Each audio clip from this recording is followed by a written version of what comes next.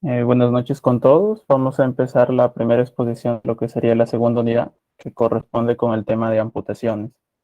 Está a cargo del doctor Ortiz Otero Alejandro y va a ser llevado a cabo por los alumnos Díaz Carranza Calet, Estela Flores Cristian y yo, quien les habla, Chempen Yontogosca. Entonces, vamos a pasar a la siguiente diapositiva. Y los objetivos que se han planteado para esta charla son, primero, conocer las diferentes etiologías que conllevan a la realización de una amputación, reconocer los tipos de amputaciones del miembro superior y la optimización de la función en este mismo miembro. Asimismo, hay que reconocer los tipos de amputaciones que se van a dar en el miembro inferior y la optimización de la función posterior a la amputación. Y por último, hay que entender las complicaciones que están asociadas al procedimiento quirúrgico en sí, ¿no? En la siguiente diapositiva vamos a iniciar con lo que es la definición. ¿Qué viene a ser una amputación? Esta es una palabra que deriva del latín que significa amputare, el cual hace referencia a la extirpación de un miembro u otro apéndice o excrescencia del cuerpo. Ya podemos encontrar en los cuadros de azul una definición más elaborada en la cual se hace mención a la amputación como la ausencia de una parte o toda la extremidad, que esta puede ser dada por causas traumáticas o no traumáticas. Además, a esto se complementa ya que la deficiencia anatómica de una parte del cuerpo va a acompañarse con la disminución de la capacidad funcional del mismo y va a alterar el rol de la persona en la sociedad, para él mismo, para su familia y para la sociedad en general. Además de las consecuencias psicológicas que van a tener en todo esto que hemos mencionado, ¿no? Y hay que tener un concepto en particular, lo que se denomina desarticulación, que vendría a ser un subtipo específico de amputación cuando se da a nivel de la interlínea articular. En la siguiente diapositiva vamos a ver algunos hechos históricos que se han producido a lo largo del tiempo y que han conllevado a una mejora de la técnica quirúrgica para la amputación. Tenemos que tener en cuenta que este es el procedimiento quirúrgico más antiguo de lo que se reporta. Y en los inicios tenemos a Hipócrates como uno de los primeros que describe las amputaciones, que viene a ser una amputación rudimentaria en la cual simplemente se cortaba la extremidad, por mencionar un caso, y en la cual, al no haber medios para poder esterilizar la herida, lo que se hacía era quemar la extremidad cortada en querosene o en algún tipo de fuego, pero de manera muy rudimentaria, ¿no? Más adelante se hace mención a Ambrosi Paré, el cual es un médico cirujano, es un francés que tiene una experiencia ya mucho mayor en cuanto a la cantidad de pacientes, porque este es un cirujano que actúa en la parte de la guerra, ¿no? Entonces, esta gran cantidad de pacientes le permite mejorar la técnica y hay una asociación importante para este personaje, lo que sería la reducción de las hemorragias posamputaciones, debido a que este inventa o perfecciona lo que sería el clampaje de las arterias, ¿no? Esto es un primer hito importante. Y el segundo hito importante es dado por Lord Lister. Este es un personaje en el cual hace su mayor importancia en cuanto a la técnica séptica, ¿no? Debido a que las amputaciones originales tenían dos principales problemas, las hemorragias y las infecciones. Entonces, estos dos personajes son importantes de mencionar en cuanto al término de amputaciones, ¿no? Y en la siguiente diapositiva vamos a pasar a ver la etiopatogenia de estas, ¿no? Entonces, hay Perdón, y múltiples hay que causas. tener en cuenta que en esa época no existía anestesia. Entonces, los cirujanos tenían que actuar rápidamente. Entonces, no se podía ser muy anatómico porque al paciente lo tenían que agarrar entre cuatro hombres fuertes y bien mamados para que pueda soportar pero era una cosa terrible.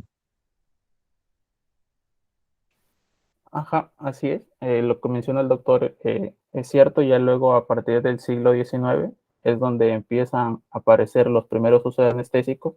Y ya luego, durante el siglo XX, va a ser lo que va a perfeccionar la técnica de prótesis.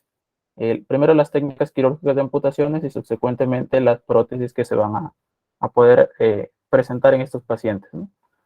Y ya para hablar de la etiopatogenia, eh, inicialmente se divide en traumáticos y no traumáticos, pero ya subdivisión más elaborada, viene a mencionar como primera causa los traumáticos, las enfermedades arteriales periféricas, las infecciones, las congelaciones, las quemaduras y los tumores.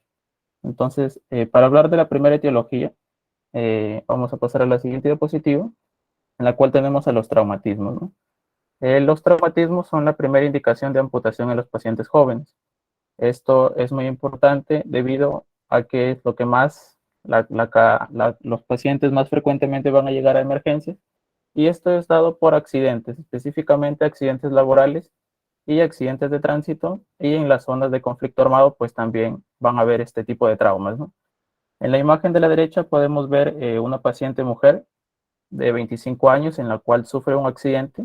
En este caso puntual se trata de una mujer que labora en el campo y debido a un percance que tuvo, se resbala y cae al momento que estaba realizando el arado de una máquina, ¿no? Entonces podemos ver cómo es la amputación traumática de ambas de las piernas, en el cual pues se tiene que realizar una cirugía, ¿no? En la siguiente diapositiva vamos a poder ver lo que viene a ser una escala. Hay diversas escalas para valorar las amputaciones, pero una de las principales que se menciona es la escala MES. Esta escala son sus siglas en inglés y que en español vendrían a significar puntuación de gravedad de la extremidad dañada. Entonces, esto es una puntuación que tiene, valora cuatro cosas, ¿no? Lo que vendría a ser la lesión ósea y tejidos blandos, la presencia de shock, el tiempo de isquemia desde la lesión hasta que llega al lugar de tensión y la edad, ¿no? Entonces, si es que puedes acercar, ponerle la lupa a la primera parte. En cuanto a lesión ósea y de tejidos blandos, vamos a tener que se subdivide a su vez en cuanto a la impacto del trauma, ¿no? Si es un impacto de baja energía, media energía, alta energía o si es una lesión por aplastamiento, ¿no? En el caso de lesiones de baja energía, su puntuación va a ser de 1 y se mencionan ahí traumas por heridas penetrantes, fracturas cerradas simples y heridas por arma de fuego de pequeño calibre. En los traumatismos de energía media, puntúa como 2 y ahí hay mención a fracturas múltiples, fracturas abiertas, luxaciones y lesiones por aplastamiento moderadas. Las fracturas conllevadas por un mecanismo de alta energía son aquellas heridas por arma de fuego con proyectil que se dispara a corta distancia y una elevada velocidad. Esto puntúa como 3 y las lesiones de aplastamiento masivo que puntúan como 4. Esto es como un primer parámetro en cuanto a la lesión ósea y tejidos blandos. Un segundo parámetro es la presencia del shock, y aquí hay que tener en cuenta dos situaciones. Primero, que en ambas vamos a tener que tener en cuenta la presión arterial, pero en una primera parte es la presión arterial al momento que se encuentra el paciente y la segunda parte es la presión arterial al momento que llega a la sala de operaciones para la cirugía, ¿no? Entonces, si su presión arterial es estable tanto en el accidente como en el quirófano, puntúa 0 puntos. Si es que está inestable en el accidente, en el lugar del accidente, pero mejora rápidamente con la fluidoterapia y llega al lugar de cirugía estable, puntúa como 1 punto. Si es que está hipotenso en el lugar de accidente, durante todo el traslado se le da fluidoterapias, pero no responde, y solamente responde al ser tratado en el quirófano, puntúa como 2 puntos. Y ahí el tercer punto que hay que tener en cuenta, o el tercer parámetro que se evalúa en esta escala de MES, es el tiempo de isquemia. Aquí el tiempo de isquemia, hay que tener un punto de corte que se menciona en 6 horas. Todos aquellos que son menores de 6 horas van a pertenecer a la parte 3 del cuadro, y lo que puntúa como más de 6 horas van a pertenecer a la parte 4. La diferencia está en que si es que el tiempo de isquemia desde la lesión hasta el lugar operatorio es más de 6 horas, se van a multiplicar por 2 los valores. Por ejemplo, si es que el tiempo de isquemia es menor o igual a 6 horas y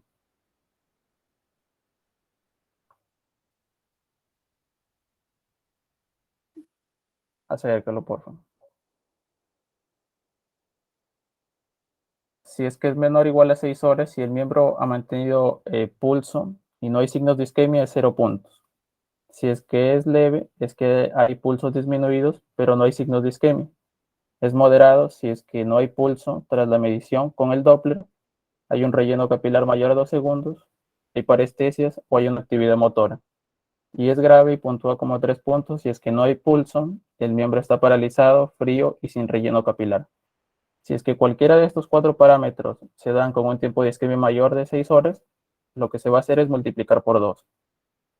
Y el cuarto parámetro que hay que tener en cuenta es la edad.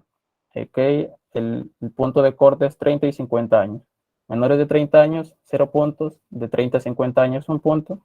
Y más de 50 años, 2 puntos. Entonces, una vez que te he hecho la valoración de todo el puntaje, vamos a tener en cuenta que aquellos que tengan un puntaje mayor o igual a 7 son aquellos en los que está indicado la amputación o que requiere amputación, pero también tenemos que tener en cuenta que esta escala no es una valoración estricta, ¿no?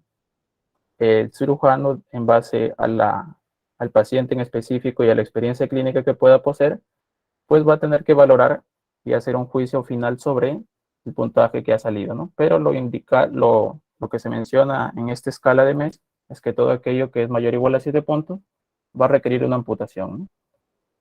En la siguiente diapositiva vamos a ver la segunda etiología, que es la enfermedad arterial periférica. En cuanto a la enfermedad arterial periférica, tenemos que tener en cuenta que en el global, esta es la enfermedad que es la primera causa de amputaciones, ¿no? Y esto sobre todo se va a dar en pacientes ya de mayor edad y debido a causas crónicas, ¿no? Enfermedades crónicas que van a disminuir la perfusión en los tejidos distales, como van a ser principalmente las piernas, pero que también pueden ser las manos o los dedos de las manos, ¿no? Eh, Dentro de los factores de riesgo que hay que tener en cuenta es que como es una enfermedad arterial periférica y que afecta a todo el sistema, puede tener ya el paciente antecedentes que nos van a hacer sospechar de que hay una afectación en los vasos sanguíneos, ¿no? Por ejemplo, ataques infarto agudo del miocardio, enfermedad vasculocerebrales o la amputación de una extremidad, así va a conllevar a un mayor riesgo para la amputación de la extremidad restante, ¿no?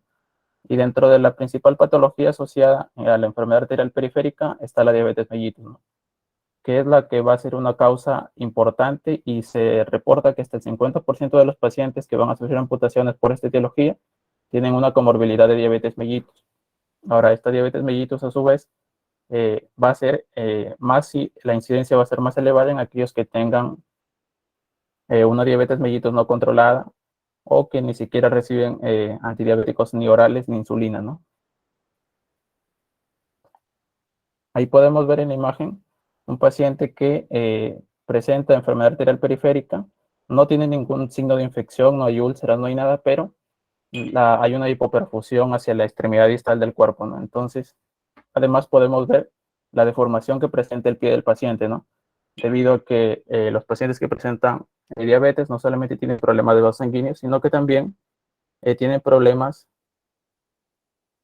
a nivel neuropático, ¿no? Y ahí podemos ver cómo se expresa en la deformidad del pie del paciente, ¿no?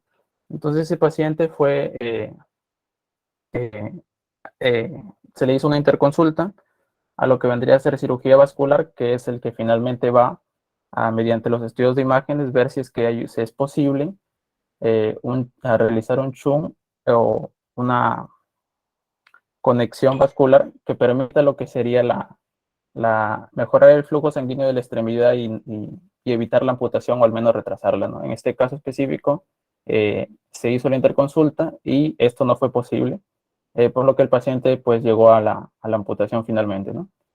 En la siguiente diapositiva vamos a ver lo que son una tercera etiología que son las infecciones, ¿no? Entonces aquí también es importante la comorbilidad de diabetes mellitus, sobre todo en los mal controlados, como ya lo había explicado anteriormente.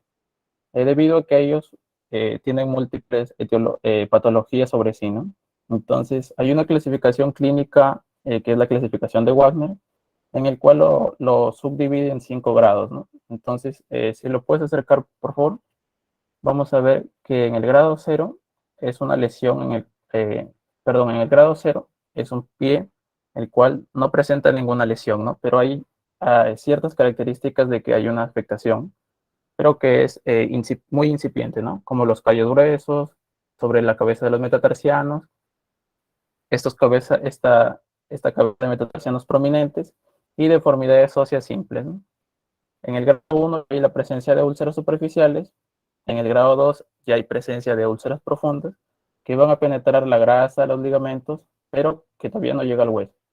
En el grado 3 vamos a evidenciar las lesiones que van a generar eh, la presencia de osteomielitis, ¿no? Son úlceras profundas que van a tener afectación ósea y que se manifiesta como una osteomielitis, ¿no? En el grado 4 hay la presencia de una gangrena, pero es una gangrena limitada, mientras que en el grado 5 es una gangrena extensa, ¿no? Entonces lo adecuado es instruir a los pacientes para que tengan un autocuidado del pie eh, muy estricto, ¿no? Y en el caso de que se presenten infecciones, pues tratarlas de curarlas lo más próximamente posible. Esto es con antibiótico terapia, con debridamiento, y en el caso, pues, de que ya no se pueda realizar, si pasa la amputación, ¿no? Y ahora sí puedes regresar la imagen. Eh, en la diapositiva, en la parte derecha de la imagen, se ve lo que es un pie de un paciente diabético, en el cual el IUX está totalmente necrosado.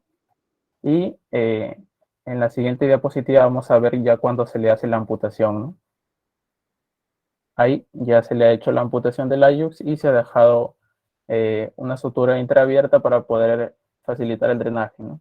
Entonces, esto es lo que se quiere evitar en los pacientes, ¿no? Entonces, siempre es bueno el autocuidado y el control de la glicemia por el mismo paciente que tiene que tener, ¿no? La siguiente.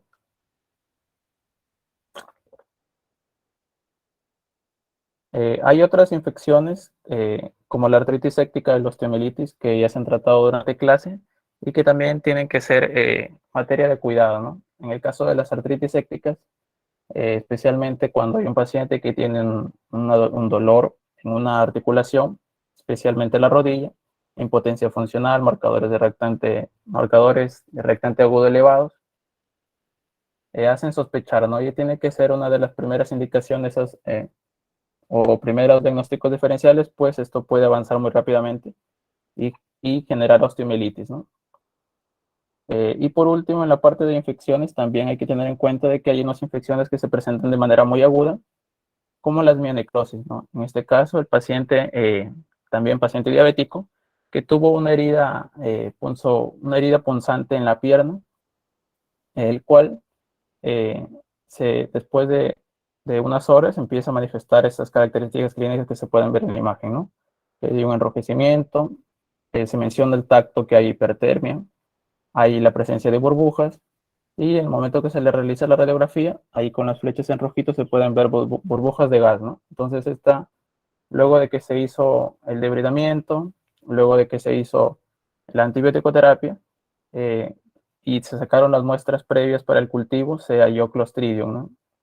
Entonces, esta es una infección muy agresiva y la cual necesita un tratamiento temprano, ¿no? La siguiente diapositiva. Ahí podemos ver que se le realiza una amputación hacia la parte en sentido de la cadera, debido a que a pesar del debridamiento y la antibiótico terapia, no respondió al tratamiento y la infección se siguió extendiendo, ¿no? Entonces se tuvo que realizar una amputación al nivel de la cadera. La siguiente diapositiva. Como cuarta etiología tenemos a las quemaduras. Estas quemaduras se hace hincapié en dos subetiologías que vienen a ser quemaduras térmicas y quemaduras eléctricas, ¿no? En el caso de las quemaduras térmicas, pues es evidente que mientras mayor grado de quemadura va a ser mayor la complejidad para el tratamiento y va a ser mayor la exposición del paciente al medio y a infecciones tanto del lugar donde se realizó la quemadura como de infecciones hospitalarias, ¿no? Y en el caso particular de las quemaduras eléctricas es que, como se puede ver en la imagen, pueden ser muy catastróficas a la vista, como que pueden ser aparentemente inocentes, ¿no? Sin embargo, pueden generar graves consecuencias en el paciente, ¿no? Entonces, lo que se tiene que tener en cuenta es que en las quemaduras eléctricas siempre tienen que tenerse cuidado, aunque tengan una apariencia inocente, y, y en el caso de cualquiera de ellas, si es que hay tejidos desvitalizados, pues se tiene que desbridar, valorar la realización de fasciotomía si es que corresponde, y si es que ya está totalmente destruida la extremidad, pues hacer una amputación, ¿no? La siguiente diapositiva.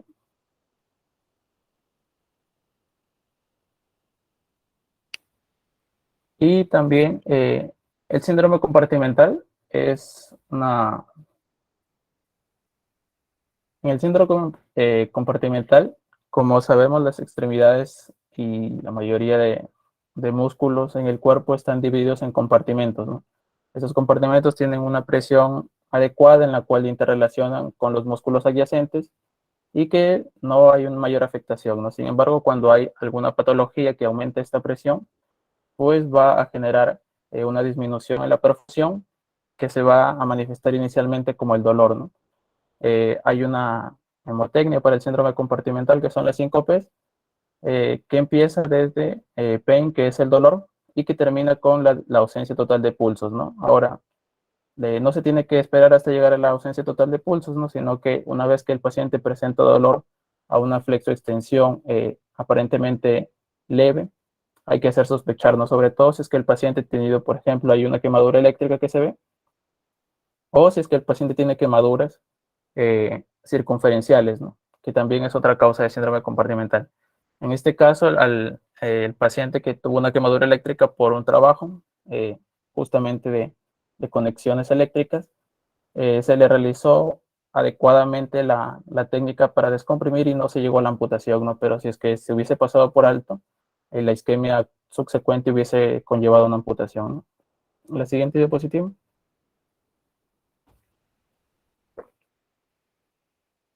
En cuanto a, cuanto a la congelación, esto se ve principalmente en pacientes que eh, viven en las zonas del sur del Perú, pacientes que llegan de turismo y que se extravían y que las bajas temperaturas, sobre todo aquellas bajas temperaturas inferiores a los 0 grados y que va a tener relación con el tiempo, a mayor tiempo, a mayor grado de congelación, pues el cuerpo lo que va a hacer es concentrar toda su energía en los órganos principales, ¿no? Lo que vendría a ser cerebro, corazón, las glándulas suprarrenales, y lo que más va a sufrir son los riñones y las extremidades distales, ¿no? En este caso vemos la figura del paciente, en el cual todos sus dedos, especialmente el primer dedo, es el que tiene necrosis, ¿no? Eh, a su vez, en orden de frecuencia, lo que más se afecta son los dedos de manos y pies, el lóbulo de las orejas, la nariz, las barbillas y las mejillas, ¿no? El daño tisular se va a ver representado por dos situaciones. Primero, que hay una transformación del líquido extracelular de un medio acuoso a un medio de cristalización, ¿no? Y la segunda es la lesión isquémica que se produce en el endotelio, que va a conllevar a la formación de coágulos y aumento del tono simpático, ¿no? Entonces, si tenemos en cuenta que la hipotermia es uno de los elementos de la tríada de la muerte, pues esto a su vez va a conllevar a acidosis y a hipercoagulabilidad, ¿no? Entonces, hay que controlar a los pacientes lo más rápido posible y empezar el proceso de recalentamiento. En la siguiente diapositiva, otra de las etiologías que, que pueden conllevar una amputación son los tumores, ¿no? En este caso, tumores malignos, como podemos ver en las imágenes. Si puedes acercarlo, por favor, la primera imagen de la izquierda. Entonces, ahí vemos una lesión tumoral en la cual hay una formación de tejido óseo. No se puede delimitar exactamente dónde comienza la alteración, dónde termina la alteración. Y también vemos una reacción perióstica que del hueso, ¿no? Entonces, esto nos hace sospechar en características de una lesión agresiva, que además, si es que se pudiera agrandar un poco más el zoom, hay una reacción perióstica como si fuesen rayos de sol, ¿no? Ahora, estas lesiones hay que asociarlas justamente con la edad del paciente y el lugar donde se produce la lesión, ¿no? En este caso, es un paciente joven con lesiones de agresividad que después de la toma de biopsias y de la cirugía se determinó que era un osteosarcoma, ¿no? Entonces, lo ideal sería el diagnóstico precoz de ello para evitar la amputación de toda la extremidad, pero en este caso no fue posible, ¿no? Llegó ya algo tarde al diagnóstico, ¿no? En la imagen de la derecha, también podemos ver otro paciente, en este caso, en el cual también presenta esta reacción perióstica como en rayos de sol, el cual expresa su rápida agresividad y cómo se puede extender a tejidos blandos, ¿no? si bien es cierto, la radiografía no es específica para la identificación de lesiones en tejidos blandos, pero cuando se le realizó la resonancia magnética, se evidenció un grave infiltrado exterior al hueso, ¿no? Y que también tuvo que ser amputado, ¿no? Y en la imagen inferior podemos ver lo que sería un paciente, un niño, el cual también llega a consulta por dolor continuo ya de varios meses de progresión, el cual había sido evaluado, pero que no había llegado a diagnóstico, ¿no? Entonces se realizó una interconsulta y se evidenció ahí lo que vendrían a ser dos tipos de reacciones periósticas, ¿no? Lo que vendría a ser los rayos en sol y en la parte inferior se puede ver lo que vendrían a ser la reacción en capas de cebolla, ¿no? Esto obviamente también son características de agresividad y en este caso se terminó diagnosticando un sarcoma de Edwin. Entonces, eh, ya regreso. Entonces, como se puede ver en el primer mundo o países desarrollados, se menciona que los tumores han disminuido, han disminuido mucho más o han disminuido mucho la incidencia como causa de amputaciones, ¿no? Sin embargo, en países en vías de desarrollo, debido al retraso del diagnóstico de estos casos, muchos llegan solo para la amputación e incluso algunos ya ni siquiera llegan a ello por la agresividad y todo el desarrollo alrededor que ha tenido el tumor, ¿no? Entonces, una de las consideraciones que tenemos que tener en cuenta para toda amputación es si es que realizando la amputación va a mejorar la supervivencia del paciente, las comorbilidades asociadas que tiene el paciente y a su vez la comorbilidad que va a ser producida específicamente por la cirugía y las repercusiones psicosociales que va a tener la pérdida de una extremidad, ¿no? En la siguiente diapositiva podemos ver también hay amputaciones que se dan debido a malformaciones congénitas. En este caso, en el paciente de la izquierda tenemos, él presentó lo que vendría a ser un síndrome de bridas amnióticas, el cual genera a su vez constricciones en la extremidad derecha, ¿no? Entonces, vemos cómo hay estas constricciones han impedido la formación correcta de la extremidad y que obviamente no van a ser funcionales, ¿no? Entonces, tiene que realizar una amputación y que posteriormente con la prótesis, pues, fue bien, ¿no? Asimismo, tenemos por la misma antecedente de síndrome de bridas amnióticas y por la posición de la intraútero, también vemos cómo está una alteración en su pie izquierdo, ¿no? Pero esto no fue necesaria amputación, se realizó tratamiento ortopédico y se pudo recuperar la extremidad, ¿no? Y por último, en la imagen de la derecha también tenemos un paciente que tiene una alteración en el pie. Si lo puedes agrandar, ahí se ve, o de lejos pareciera que fuesen 5 dedos, pero ya cuando lo acercas un poco más se puede ver que hay una sindactilia en el primer dedo y esa sindactilia está fusionando 2 dedos a su vez. Entonces, es decir, el paciente presenta 6 dedos, tiene una polidactilia preaxial y a su vez tiene una sindactilia en el primer dedo, ¿no? Entonces, esto fue sometido a cirugía, se eliminó o se amputó uno de los dedos y quedó el paciente funcional. Se realizó también tratamiento ortopédico y el paciente recuperó la forma del pie, recuperó la funcionalidad y recuperó las capacidades estéticas, ¿no? Entonces, estas son las etiologías que hemos podido rescatar para esta charla y ahora va a continuar mi compañero con la segunda parte, ¿no?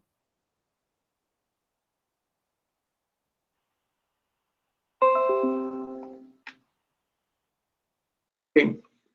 Buenas noches, doctor y compañeros. Para continuar con la exposición, ahora veamos lo que corresponde a la amputación del miembro superior, ¿no?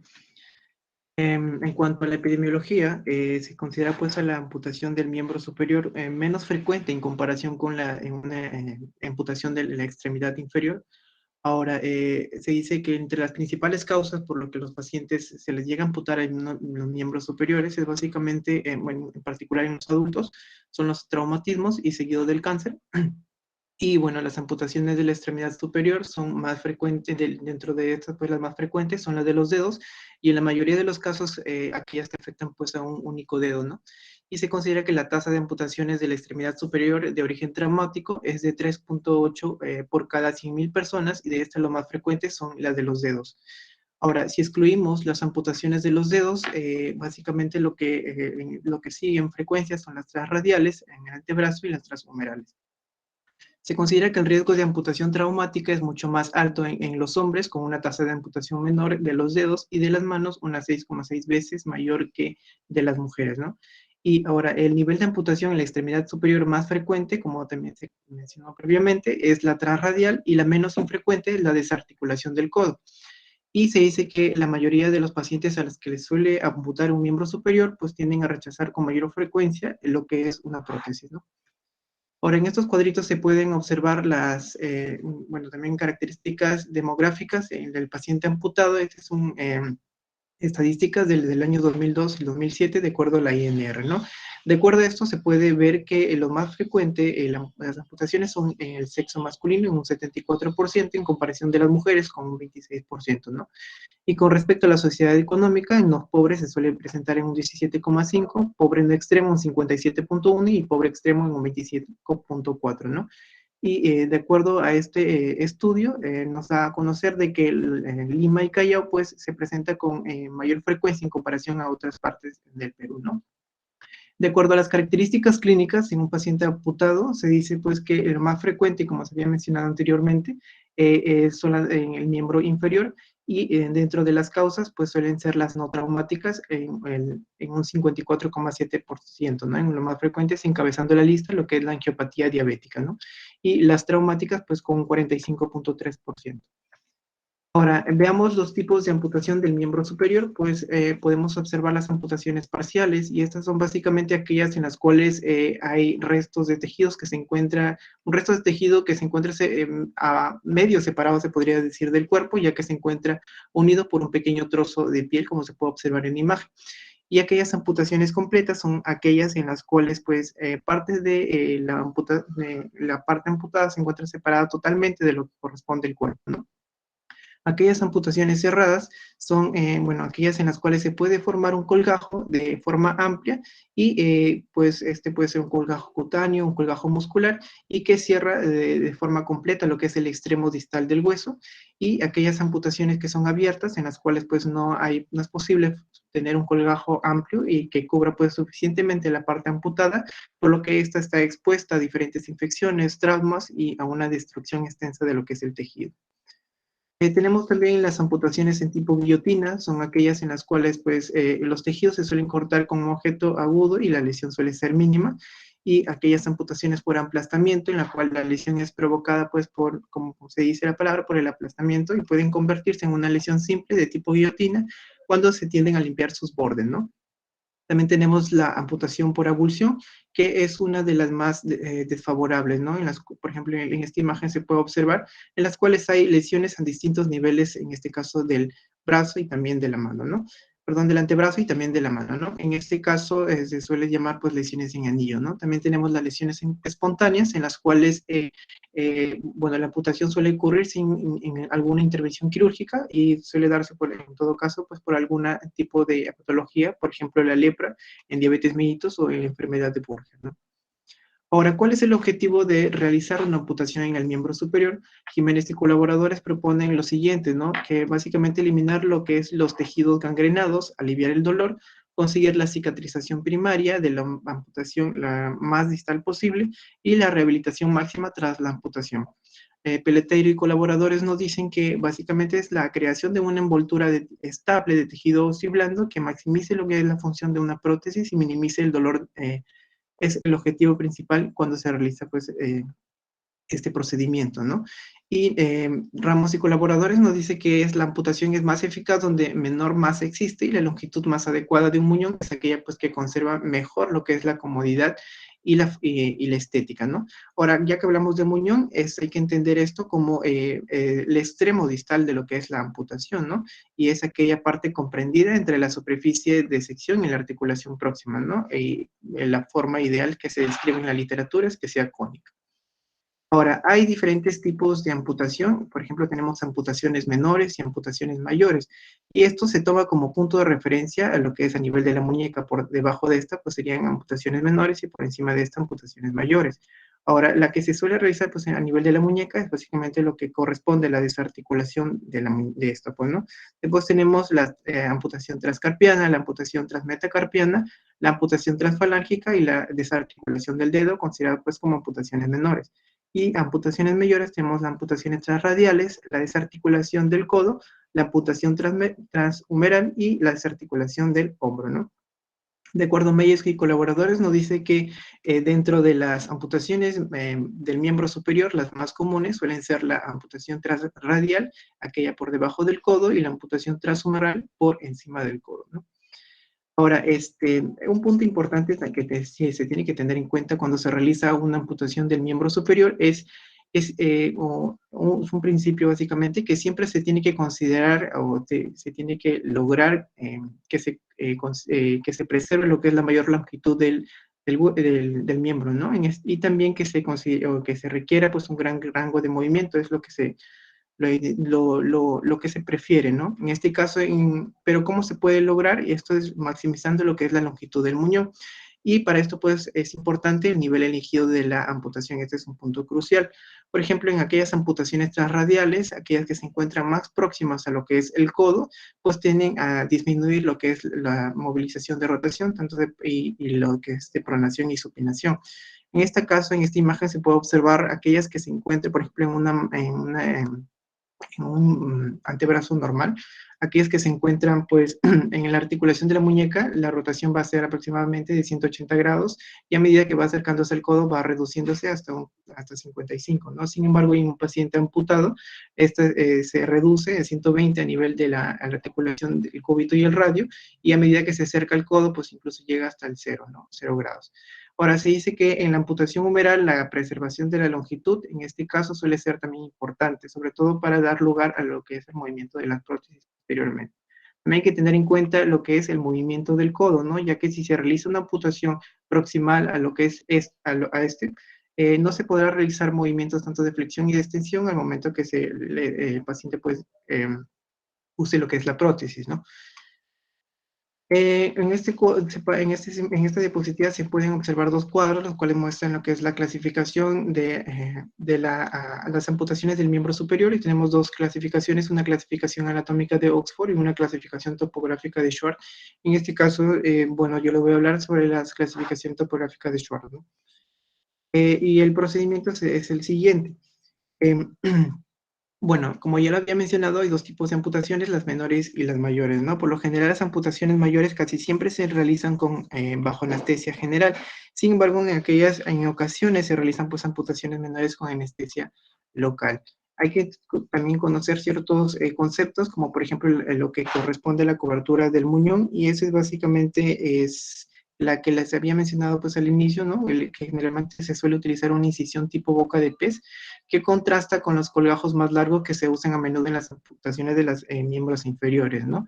Y lo que corresponde a la osteotomía versus la desarticulación. La osteotomía es el corte que se va a realizar, pero el que va a pasar a través del hueso, ¿no? Y la desarticulación es aquel, pues, que va a dar lugar a que se retire lo que es la extremidad, pues, desde una articulación. Ahora, cuando se realiza una osteotomía es importante que la longitud del hueso sea de 3 a 5 centímetros más corta que la longitud total de la unión planificada. Y en cuanto a la desarticulación, pues, como les había mencionado, es aquella técnica que va a retirarle una extremidad, pero a partir de una articulación, ¿no? Se considera, o al realizar una comparación entre la osteotomía y la desarticulación, pues se considera con un poco más de ventajas lo que es la osteotomía, porque hay menos riesgo de sangrado y no se expone, por lo que no se va a exponer a lo que es la médula ósea, ¿no? Pero hay que tener siempre en cuenta de que siempre hay que tratar de preservar la mayor longitud del miembro, ¿no? A realizar la amputación. Y la mioplastia, que básicamente va a ayudar a prevenir el dolor, y esto es colocar pues una especie de tejido muscular, como una especie de almohadilla, al momento pues de cubrir el extremo del muñón. Ahora, la prevención del neuroma doloroso, y se entiende pues como neuroma, aquel pues resultado de una mala degeneración de un nervio que ha sido seccionado, ya sea parcial o totalmente, y que da lugar a la formación de un nodo. Entonces, para lograr asegurar o prevenir lo que es el neuroma doloroso, es importante asegurar que el nervio esté bien alejado del muñón, ¿no? Ahora, lo que corresponde a la reinervación del músculo objetivo, bueno, este es un procedimiento eficaz que nos va a ayudar, o nos va a servir para el momento de colocar una prótesis de tipo mioeléctrica, ¿no? Y esto se suele realizar después de la amputación. Bueno, ahora sí veamos las amputaciones a diferentes niveles que ya les he mencionado en el cuadrito, ¿no? Anterior. Primero tenemos lo que corresponde a la amputación de la muñeca y se suele realizar pues dos procedimientos importantes, o se suele preferir dos tipos de procedimientos, uno que es la amputación transcarpiana, que va a dar lugar pues a la amputación a nivel a este nivel, ¿no? Ahora, cuando se realiza esta amputación es un poco más beneficiosa, ya que le va a permitir al paciente conservar tanto su movimiento de la articulación, ¿no? De la muñeca. Sin embargo, hay otro en los cuales se realiza, que es la desarticulación de la muñeca, la cual se observa en esta imagen. Y este es básicamente, ahora la técnica que se suele aplicar es la formación de dos colgajos, un colgajo tanto posterior y un colgajo anterior, el posterior más pequeño que el anterior. Una vez que se realiza esto, se tiende a retirar juntamente con el tejido celular subcutáneo, la fascia, y exponiendo lo que son el paquete vascular nervioso y tanto los tendones, ¿no? Una vez que se hace esto, se tiende a seccionar esta parte y posteriormente se corta o se secciona lo que es la cápsula articular. Habiendo hecho eso, ya se empieza a retirar lo que es la mano, ¿no? Quedando expuesto lo que es el cúbito y el radio, ¿no? Que posteriormente se tienden a limar para que estos pues queden, sus bordes, estos queden lisos. Y al realizar esto, pues se unen ya posteriormente al final lo que son los colgajos, quedando pues la amputación terminada de esta manera, ¿no? El segundo es la amputación del antebrazo y este es por debajo del codo, ¿no? Generalmente se suele preferir, como ya lo venía mencionando anteriormente, que se preserve la mayor longitud del miembro al cual se quiere amputar.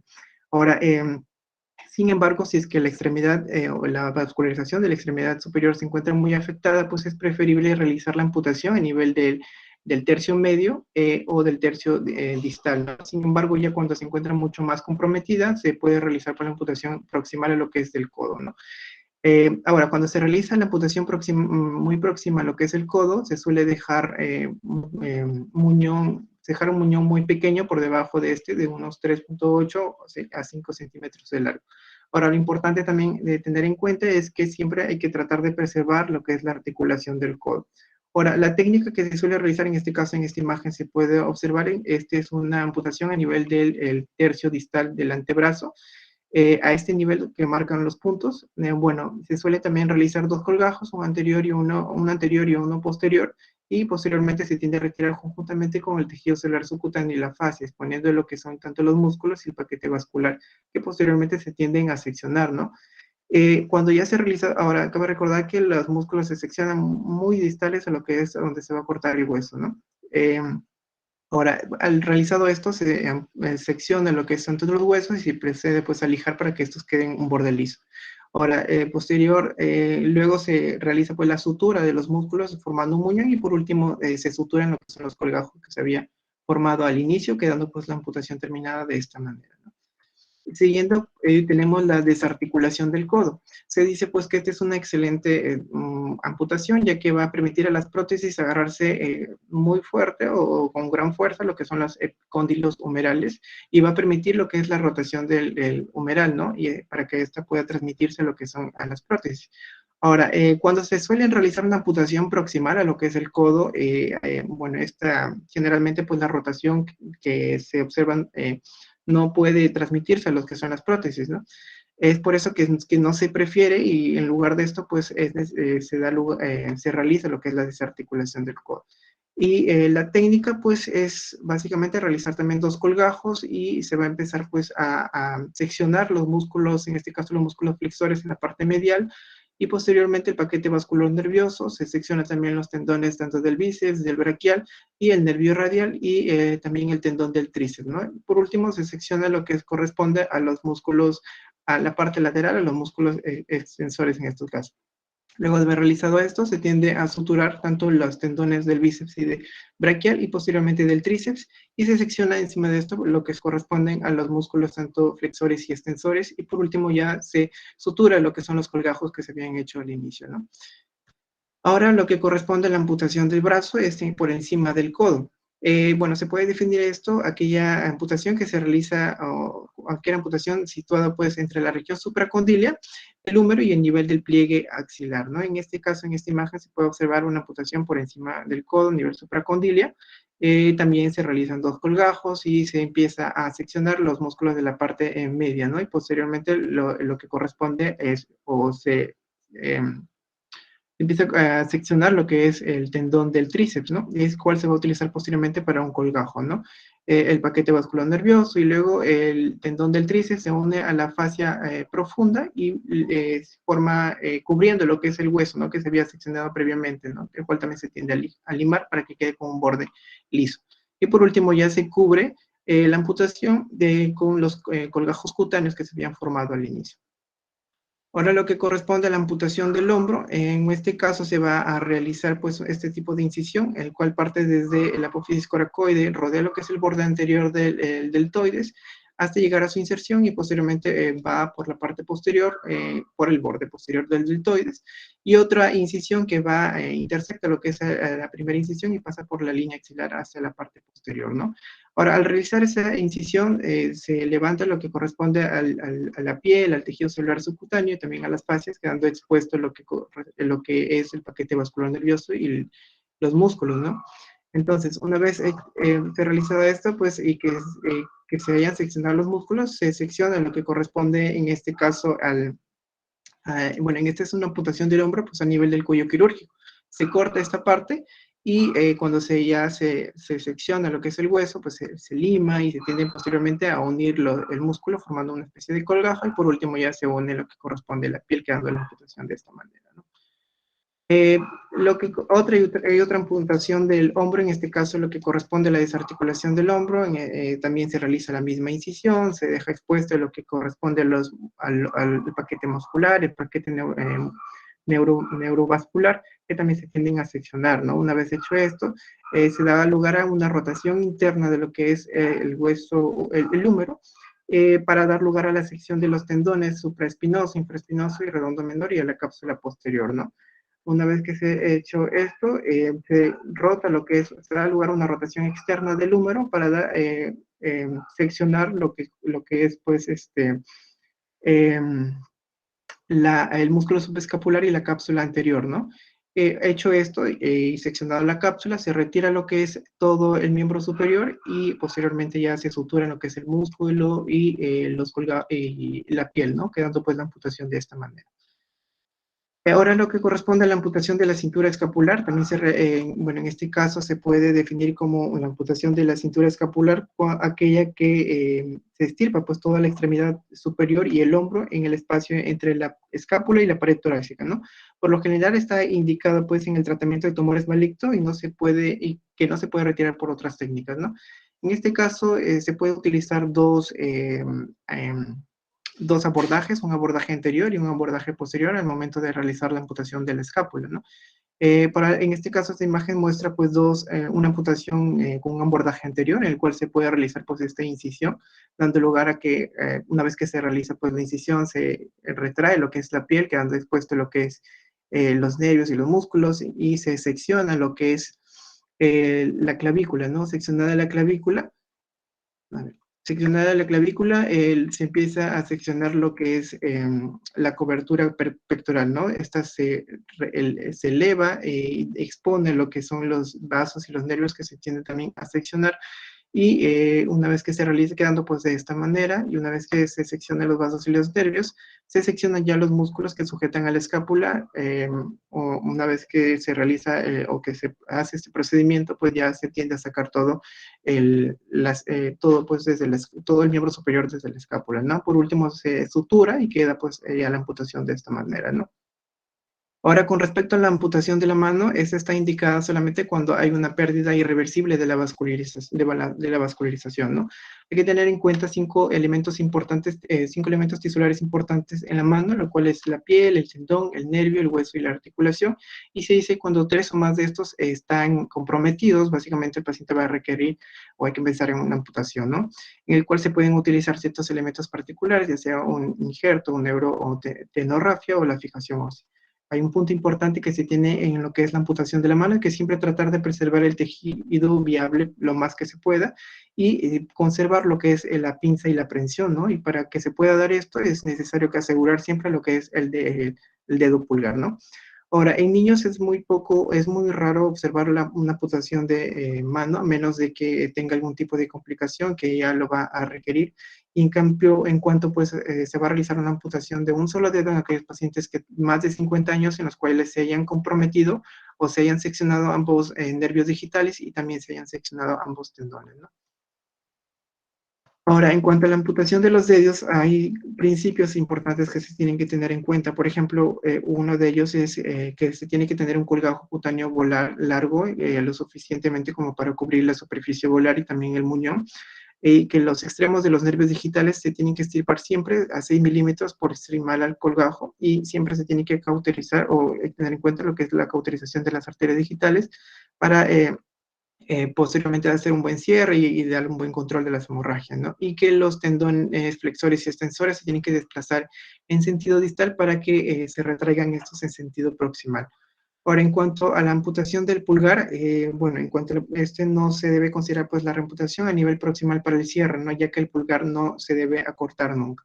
Ahora, la herida se tiende a cerrar, ya sea utilizando un injerto, un colgajo local o distancia, o un colgajo pediculado de avance. Cabe recalcar que cuando es necesario pues un colgaje, se puede utilizar la piel de la parte dorsal de la mano, o si no también la piel de lo que es del índice o del dedo medio, y utilizarlo pues como una especie de almohadilla, ¿no? Y también tener en cuenta de que el paciente pues no va a recuperar su sensibilidad normal, ¿no? Después de realizar este procedimiento.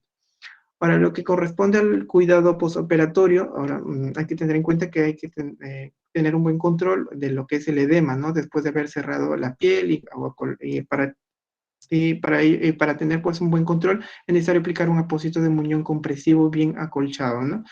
Y que durante también la cicatrización de la herida es importante que el paciente pues entre a rehabilitación, ¿no? Para poder utilizar posteriormente lo que son las prótesis. Ahora, durante también el momento de que el paciente pues lleve su rehabilitación con prótesis, esto es importante porque se ha demostrado que favorece la maduración del muñón. Y también que después de la cirugía se debe observar lo que es el estado mental del paciente. Y si es que en caso el cirujano pues tenga ciertas dudas con respecto a esto, tiene que referir pues a un especialista lo más antes posible, ¿no? Ahora, hay dos complicaciones importantes que se pueden presentar después de una amputación, de cualquier tipo de amputación, ya sea de miembro superior o inferior. Una de ellas es el neuroma sintomático, ¿no? Que ya lo había explicado previamente y que esto va a causar pues un grave dolor en el muñón y puede llevar a dar lugar pues a un fracaso o un abandono de las prótesis, ¿no? Y por lo tanto es necesario brindarle pues al paciente un tratamiento sintomático, ¿no? En cuanto al dolor en el miembro fantasma, también suele ser otra complicación que se suele presentar en un 50 o un 80% de los casos de amputación de los miembros superiores. Y esto es básicamente la percepción de la sensación dolorosa procedente de alguna parte del cuerpo que ya no está, ¿no? Que se encuentra amputada. Para ello es necesario ya sea tratamiento no farmacológico o si no es necesario también anestesia regional o en todo caso pues diversos agentes farmacológicos, ¿no? Ahora, en cuanto a optimización de la función, este es otro punto importante y después de haber realizado la amputación, ¿no? Y esto se va a lograr con diferentes prótesis, ¿no? Porque es importante que el paciente pueda regresar a sus actividades de la vida diaria y que pueda realizar también actividades bimanuales. Hay dos tipos de prótesis que se puede utilizar. Hay prótesis pasivas y hay prótesis activas. Las prótesis pasivas son aquellas que no tienen movimientos y solamente van a cubrir lo que es el aspecto estético del paciente, del miembro amputado, ¿no? Ahora, solo van a sustituir la extremidad perdida y van a estabilizar lo que es el miembro amputado.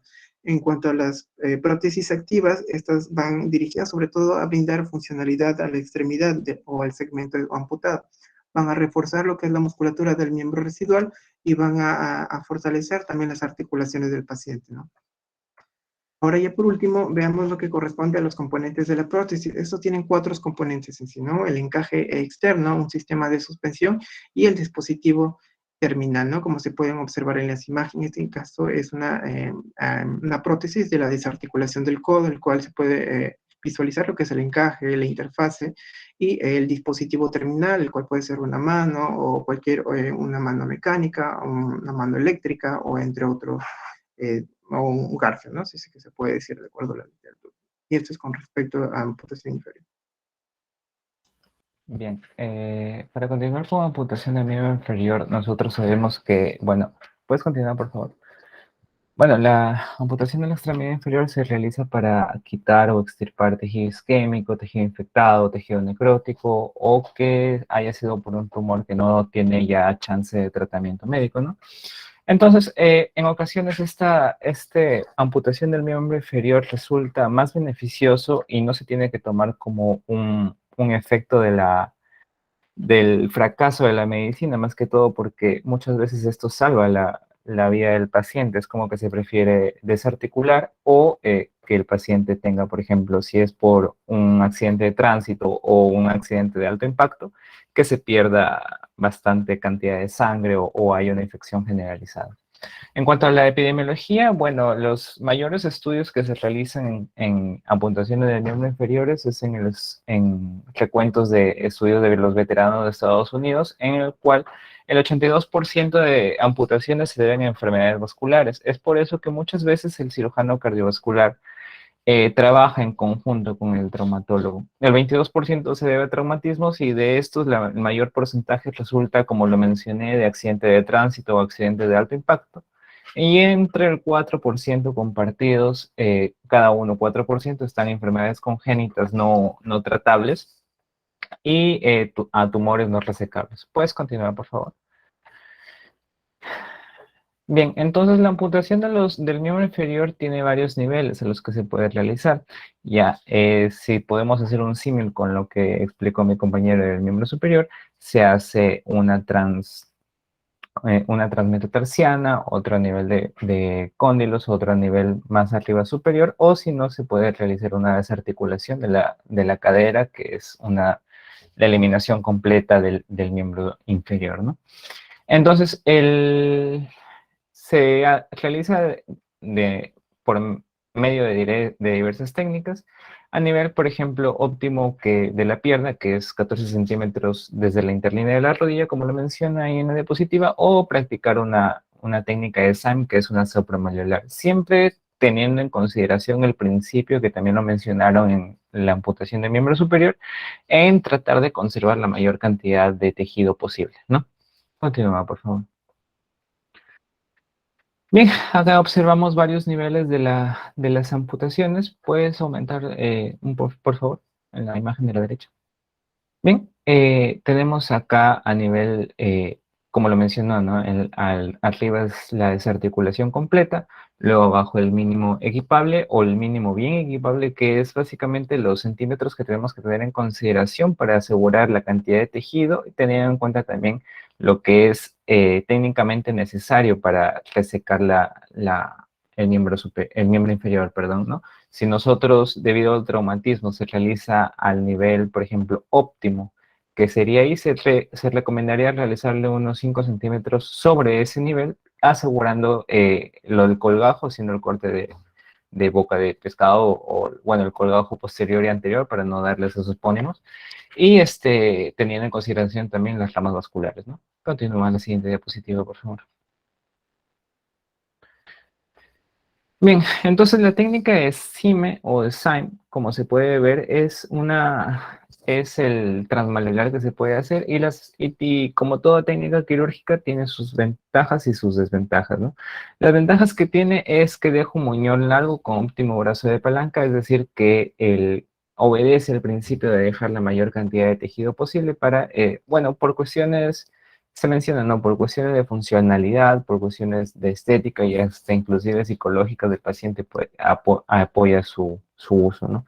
El apoyo terminal casi nunca es doloroso, es decir, el muñón que queda, la resección o el corte del nervio casi nunca tiende a ser doloroso y no se necesitaría un tratamiento secundario a y que permite una marcha bastante buena con el uso adecuado, obviamente, de las prótesis. Y en caso de emergencia puede resultar, inclusive, como se conserva parte del tejido, podría tener funcionalidad de la deambulación, pero muchos recomiendan aún tener la prótesis. Y las desventajas es que no se puede efectuar en una persona mayor de 45 años, en los diabéticos o en personas con arteriopatías, es decir, que ya tengan una enfermedad arterial vascular, como por ejemplo una isquemia distal de miembros, una isquemia distal en miembros inferiores, y en el pie diabético no se recomienda su uso. En el pie diabético recordemos que se recomienda la amputación por el nivel proximal superior a lo que esté infectado, ¿no? Justamente para esto, para evitar la diseminación y para tener en consideración también que un diabético su estado de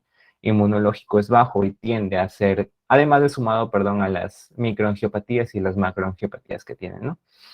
Entonces, la enfermedad de Lyme se considera más por criterios de aplicabilidad y de funcionalidad más que por criterios estéticos, pero bueno, eso tiende a ser a veces dejado de lado porque se prefiere la funcionalidad, como lo mencioné, ¿no?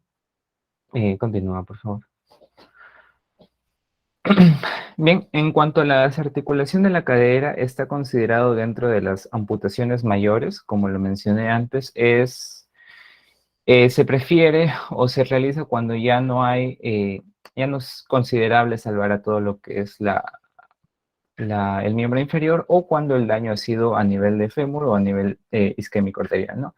Entonces, ¿cómo se hace esto? Bueno, se hace como tipo dos incisiones, una incisión anterior y una incisión posterior en forma de raqueta, se menciona en la literatura, y el colgajo posterior va a servir para cubrir la articulación, o bueno, para cubrir el muñón que queda, ¿no? Entonces, una vez que se ha hecho la incisión en piel y partes blandas, se ubican las arterias y venas femorales y esas y bueno, se cortan y se limita la, el equipamiento arterial que va a recibir este muñón, ¿no? Para próximamente luego, bueno, se hace más técnica quirúrgica para cerrar, ¿no? Entonces, cuando es necesaria solamente hacer toda esta desarticulación, se utilizan las partes blandas que quedan como parte de la parte lateral del, del, del muslo para cubrir lo que es la articulación, ¿no? ¿Puedes continuar, por favor?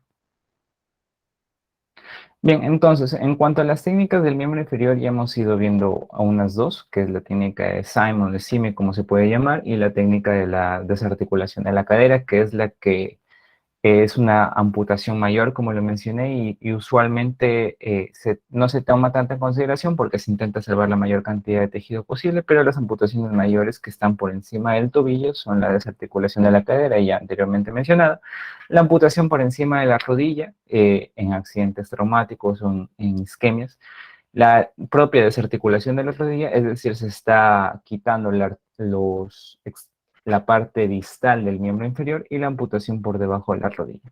Y las amputaciones del pie se realizan más que todo para salvar la capacidad funcional y de palanca del extremo inferior, y acá son la amputación de la parte media y posterior del pie, como lo menciona, en cuanto al Lisfranc, Chopard y Sime, que es de acuerdo a la distancia o más distal, la amputación, perdón, transmetatarsiana y la amputación de los dedos independientemente de cada uno, como haciendo una alusión o una comparativa a lo que es del miembro inferior, así como hay sindactilia en los miembros superiores, hay sindactilia en los miembros inferiores, y depende del análisis preoperatorio que se hace, si es que se separan los dedos sin tener necesidad de la amputación de uno de ellos, ¿no? Pero si es que no se puede salvar uno, se decide la amputación o resecación de uno de estos extremos distales, ¿no? Conservando la mayor capacidad funcional y si es que se requiere, o bueno, si es que se puede, estética, ¿no? Continúa, por favor. Bien, en cuanto a la desarticulación de la cadera, un poquito más para hablar sobre la técnica quirúrgica, les mencioné que se hacía una incisión anterior en raqueta, que es 1 pulgada medial a la espina ilíaca superior, es decir, aproximadamente unos 3 centímetros a la distancia de la espina ilíaca, como lo están viendo ahí en el dibujito. Entonces se extiende hasta el tubérculo del pubis y continúa posteriormente, ¿no? Bueno, eso es en cuanto a la resección anterior. Se realiza el corte de las partes blandas y se asegura la parte anterior. Y el colgajo posterior va a servir más que todo para el recubrimiento de las partes ligamentaria y una vez hecha la resección de la cabeza del fémur, ¿no? Desarticulación de cadera. Continúa, por favor. Bien, esto es en cuanto a ya vemos las otras, la otra articulación mayor, que es por encima de la rodilla, que la desarticulación, o bueno, la amputación por encima de la rodilla, también llamada transfemoral, se elige más que todo para separar la parte del tercio medio del fémur y del tercio externo, o del tercio distal, ¿no? Entonces, esto sí se puede, por lo que acabo de decir, se dan cuenta que es una separación por tercios. Se prefiere separar el tercio distal del tercio medio, ¿no? Otra vez, la incisión o los colgajos que comúnmente se llama la boca de pescado, se utiliza para tener un colgajo anterior y un colgajo posterior, que se utiliza más que todo una vez resecado las partes blandas, la parte ósea, y al haber asegurado la irrigación, se utiliza para el cerrar, ¿no? Entonces, ¿qué partes blandas se han cortado en esta parte? Bueno, los músculos en compartimentos anterior, lateral y, bueno, los compartimentos anterior, posterior, medial y lateral, en conjunto o por capas, por debajo de las fascias, y una vez identificadas las arterias y las venas, como lo mencioné, se asegura este corte. Una vez desarticulado, se usa el colgajo posterior para cerrar, ¿no? Entonces, lo que se realiza habitualmente también es una miopexia de la musculatura posteromedial del, de la pierna o lo que queda del muslo para antes del cierre de la piel, ¿no? Entonces, ¿para qué sirve esta miopexia? Previene que el muñón sea disfuncional o que tenga algunas complicaciones arteriales, como por ejemplo puede ser la isquemia y la posterior necrosis. Y estéticamente, como lo mencioné, que a veces pasa a segundo plano, no resulta tan estético, si se puede llamar así, ¿no? En cuanto a la desarticulación de la rodilla o la desarticulación transfemoral, o transfemoral distal, es una articulación que se realiza más que todo cuando la parte distal la amputación distal o la amputación proximal de la tibia no ha tenido adecuado éxito, y además esta estructura es importante o hay que tener mucho cuidado porque es altamente ligamentaria, ¿no? Y por ahí pasan el tendón del cuádriceps, por ejemplo. Entonces acá se tiene que tener cuidado y ese tendón se asegura poniéndolos como un tipo colgajo, asegurándolo a la parte distal del fémur. Para su posterior cierre, otra vez vemos la incisión típica de la raqueta anterior y el colgajo posterior. Continúa, por favor. Bien, y las amputaciones por debajo de la rodilla, que también son consideradas las amputaciones mayores, tenemos la que es debajo de la rodilla, que se denomina así porque se utiliza para recubrir lo que es la tibia. Otra vez lo podemos dividir en 3 tercios, tercio superior, medio e inferior o distal, y se asegura el tercio proximal, ¿no? Otra vez la boca de pescado, pero el colgajo posterior. ¿Por qué se prefiere tanto? Porque permite unas buenas dimensiones de estas partes blandas para cubrir esta raqueta anterior, ¿no? Una posibilidad, o bueno, una ventaja que da esta incisión es que la cicatriz no es tensa, que habitualmente en la cirugía no es bueno tener alta tensión en las heridas quirúrgicas, y la desventaja es que como se está asegurando más la parte arterial o la irrigación arterial hacia al colgajo anterior, partes blandas, a veces pasa por alto este colgajo posterior que puede entrar en isquemia, ¿no? Entonces, eso es. ¿Puedes continuar, por favor?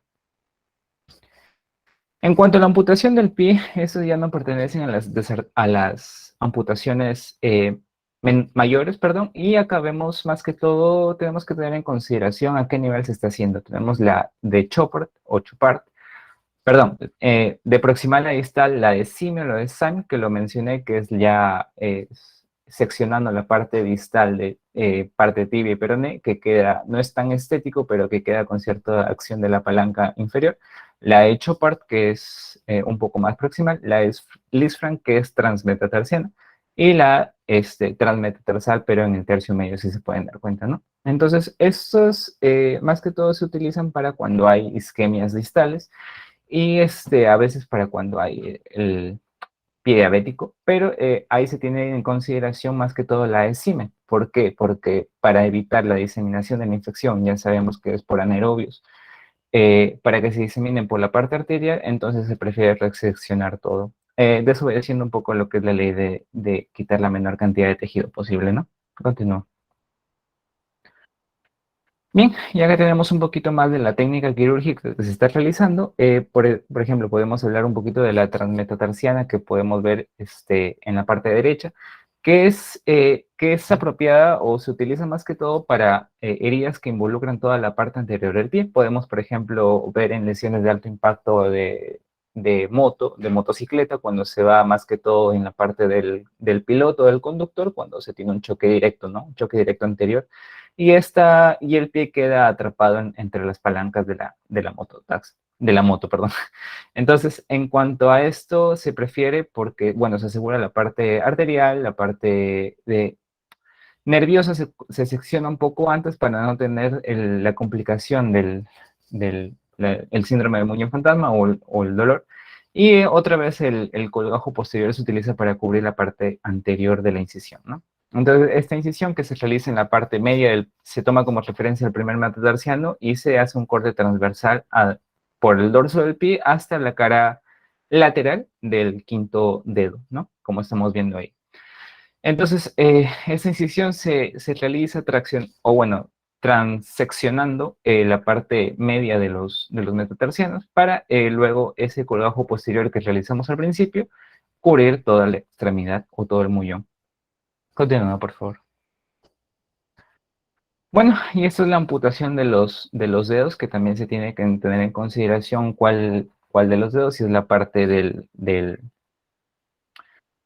primer dedo o si es del segundo al quinto dedo, ¿no? La amputación simple de los dedos son más que todo para, como su nombre lo dice, para heridas limitadas a esa parte, de la parte ya sea medial o distal del pie, porque si es una parte ya mucho más proximal, se preferiría en parte una transmetatarsiana, dependiendo también del riesgo, la índole del impacto que ha tenido. Y bueno, se hace la resección una vez más, pero acá no se hace tanto lo que es el colgajo posterior, eh, sino que se hacen como pequeños colgajos a los laterales del dedo que va a ser seccionado o va a ser amputado. Entonces, una vez retirado lo que es la parte de piel, fascia, músculos lumbricales que pertenecen a esa zona y la parte arterial, que son arcadas que vienen de los peroneos y de la arteria tibia. Bueno, entonces se transecciona todo eso y los tendones se retraen por su misma acción o por sus mismas propiedades, se traccionan hacia atrás o se sostienen hacia los costados y luego pues, se procede al cierre del muñón, ¿no? A ambos lados, a la derecha y a la parte medial y a la parte lateral del dedo seccional. A veces se puede preferir pequeños, eh, ¿cómo se puede decir? Pequeñas incisiones o pequeñas extremidades con anestesia local o anestesia troncal, como se puede llamar, pero esto ya es decisión preoperatoria, ¿no? Del anestesiólogo de acuerdo al riesgo que tenga el paciente. Continúa, por favor.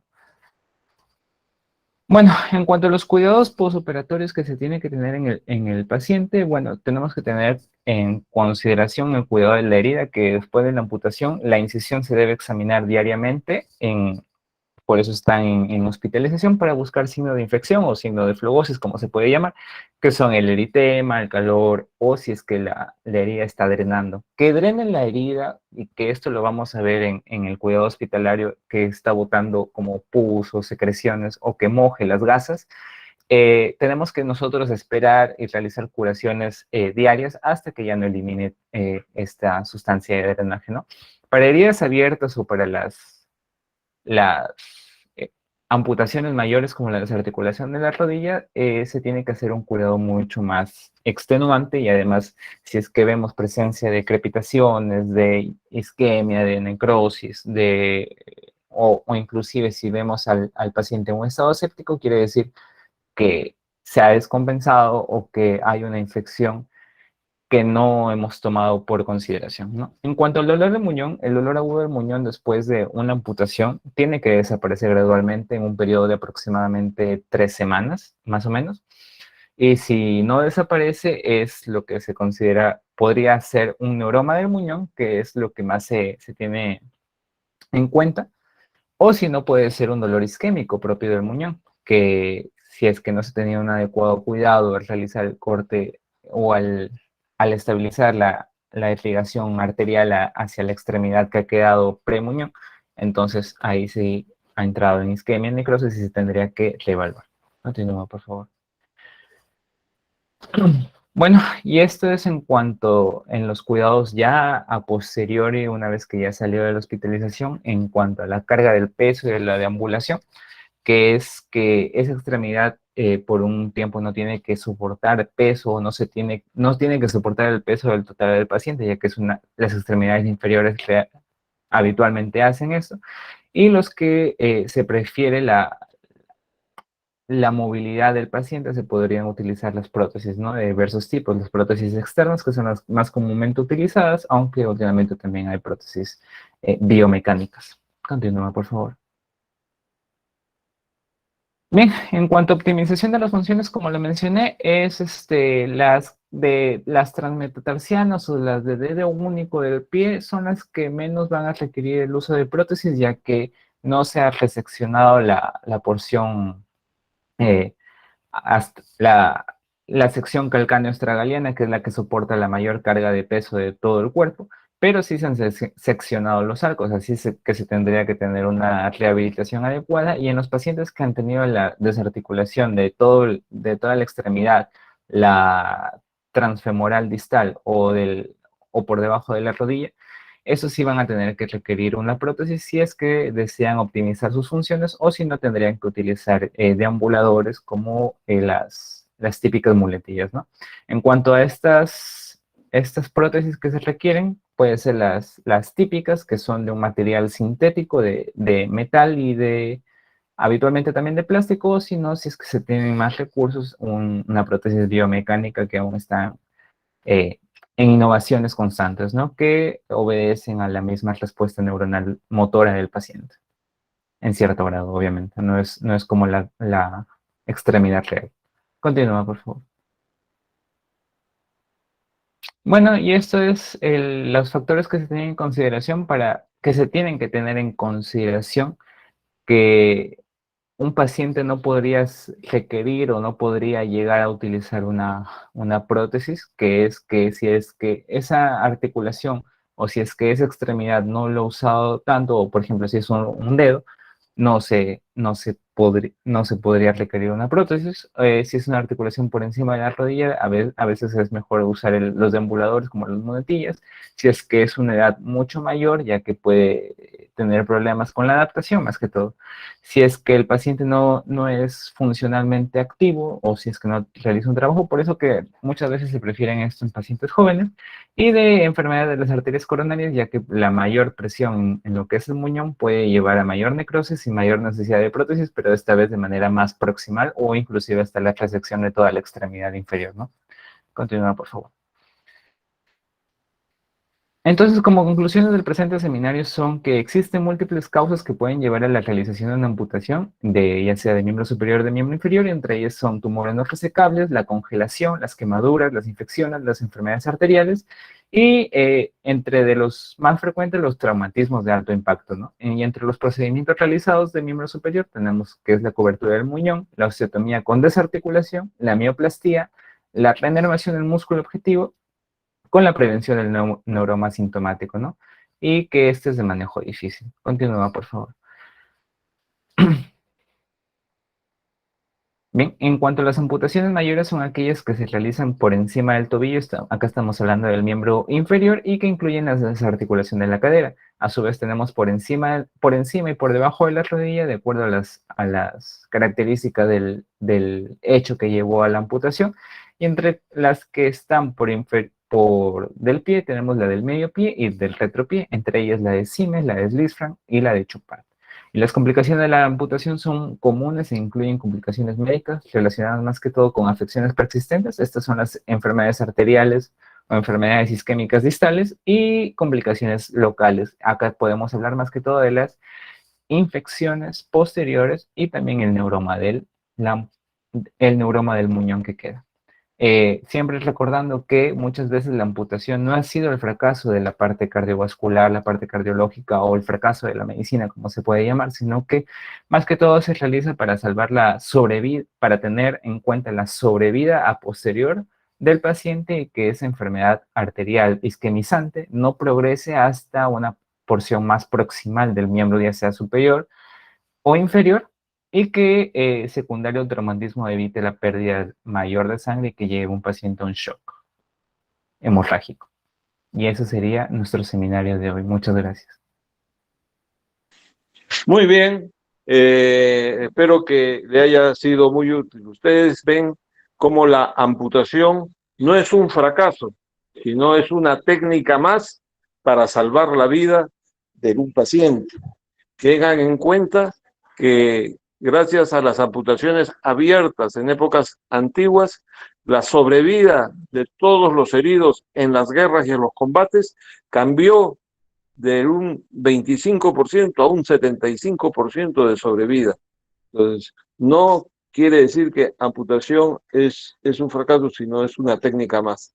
Es más, con el avance y el adelanto de las prótesis, actualmente se logran prótesis que a veces funcionan mucho mejor que las extremidades,